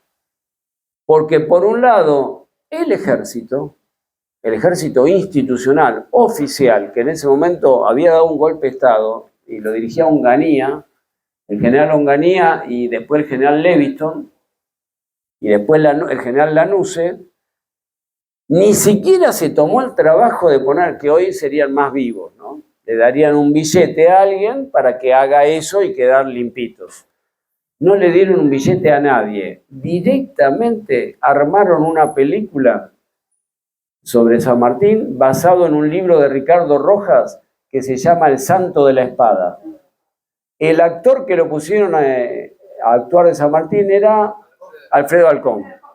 Y el que hacía de Bolívar era Héctor Alterio, que eran muy buenos actores. Pero esa era la mirada institucional de las Fuerzas Armadas sobre San Martín. Cuando mirás los créditos al final, no dice Warner Brothers, no sé quiénes son las empresas de cine, productora, ¿no? No, directamente decían Batallón de Infantería, Batallón 601 Inteligencia. Pues sí, ¿cómo Batallón 601 Inteligencia produciendo una película? Es un disparate. Pero mírenla, miren los créditos nomás, sin disimulo. Claro, se sentían impunes porque estaban en una dictadura. Directamente se imponían los batallones del ejército. Entonces decía, San Martín es del enemigo entonces, no lo defendemos. Que es lo que cree un sector de nuestra izquierda. Pero el mismo año se funda el Ejército Revolucionario del Pueblo en el Paraná y a la hora de elegir la bandera, eligen la bandera del Ejército de los Andes, es decir, San Martín. El mismo año. Entonces pregunta, ¿de quién es San Martín? ¿Es de la dictadura? ¿Es de los torturadores? ¿O era de la insurgencia? Era una disputa. Y yo creo que era muy inteligente no regalarle San Martín ni a Onganía, Leviston, Lanusse, Videla, Macera, Agosti o quien carajo Galtieri, o Viñones. No, o sea, los revolucionarios se inspiraban en San Martín. Y yo recuerdo una frase de Santucho, que no sé si no empieza el libro, ya ni me acuerdo, con una frase de Santucho, creo, donde dice, somos hijos de San Martín y de Bolívar. O sea que la insurgencia también se sentía heredera de eso. Y no es casual que cuando Chávez empieza a hacer todos los quilombos que armó, que empieza como algo antiimperialista y después se declara directamente socialista, yo lo vi personalmente defender a Rosa Luxemburgo, o sea, todos los clásicos del marxismo, se inspirara en Bolívar. No es casual. Entonces las rebeliones actuales, a mi entender, tienen mucho que aprender de esas luchas del pasado. No podemos decir que son boludeces y que todo empezó en 1880 cuando vinieron los inmigrantes. ¿Y antes qué? ¿Todos los que murieron antes murieron al pedo? O sea, Tupac Amaru, Tupac Katari, Juana Zurduy, todo eso no existe porque no eran obreros. Un disparate. O sea, el que dice eso en nombre del marxismo, con todo respeto, está haciendo pipí fuera del inodoro, me parece. Pero bueno, los escucho a ustedes. Te queremos entregar como mamá un presente